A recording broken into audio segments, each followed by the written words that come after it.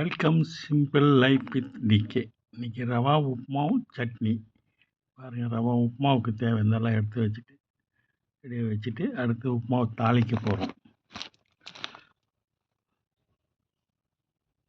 கடுகு எண்ணெய் காஞ்சிச்சு, கடுகு சேர்த்துக்கலாம். கடுகு, கடலைப்பருப்பு, உளுந்து பருப்பு எல்லாம் சேர்த்து கொஞ்சம் ப்ரே பண்ண விடலாம். அடுத்தது வெங்காயம் போட போகிறோம். வெங்காயம் வதங்கினோடனே பச்சை மிளகா, கருவேப்பிலை. எங்கள் சேனலை லைக் பண்ணுங்கள், ஷேர் பண்ணுங்கள், சப்ஸ்கிரைப் பண்ணுங்கள். நல்லா வதங்கின அப்புறம் உப்பு, தேவையான அளவு உப்பு போட்டுக்கலாம். இதுக்கு ரவைக்கு 1:2 தண்ணி வைக்கணும். 1 டம்ளர் ரவை எடுத்தோம்னா 2 டம்ளர் தண்ணி வைக்கணும். நாங்கள் எவ்வளோ ரவை எடுத்துக்கணும் அதுக்கு டபுளாக தண்ணி எடுத்துருக்கோம். பாருங்கள்,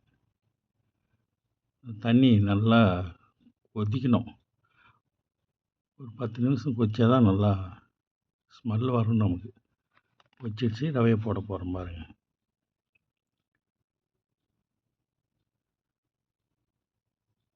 பருப்பு கொஞ்சம் எக்ஸ்ட்ராவாக போடுவோம். நறுக்குன்னு கடிச்சின்னு சாப்பிடுவாங்க. பருப்பு சாப்பிடும்போது டேஸ்ட்டு கொஞ்சம் டிஃப்ரெண்ட்டாக இருக்கும். மாவு ரெடி. அப்படியே வெந்துடும். அப்படியே மூடி வச்சோம்னா 5 நிமிஷம் கூட வேணாம், கொஞ்சம் நேரம் மூடி வைக்கலாம். பாருங்கள், ரெடி ஆகிடுச்சு உப்புமாவு. உப்புமாவு ready. Night dinner. Today dinner உப்புமாவு ரெடி. சட்னி ரெடியாக போகுது. சரி, சட்னி ஆகிற வழி மூடி வச்சிடலான்ட்டு பாருங்கள். நெக்ஸ்ட்டு சட்னி ஆகிற வழி மூடி வைக்கிறேன். சட்னிக்கு ரெடி பண்ணிடுறேன். தேங்காய், கருவேப்பிலை, பூண்டு, வேர்க்கடலை சட்னி. வேர்க்கடலை சட்னி சாப்பிட்டா டேஸ்ட் ரொம்ப நல்லாயிருக்கும்.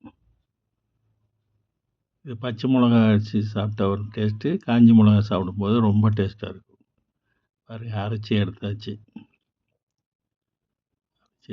அடுத்து தாளிச்சிடுறோம். தாளிச்சாச்சு. இன்றைய டின்னர் உப்புமா, சட்னி. குட்டீஸ்க்கு சர்க்கரை விருப்பப்பட்டால். பாருங்கள். நன்றி. Bye bye. வணக்கம்.